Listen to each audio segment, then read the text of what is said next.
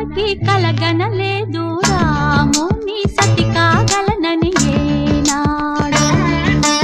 రాముడు అనుకోలేదు జానకి పతి కాగలనని ఆనాడు.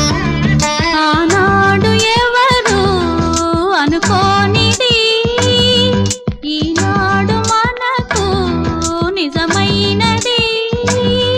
ఆ రామాయణం మన జీవన పారాయణం. రాముడు అనుకోలేదు జానకి పతి కాగలనని ఆనాడు.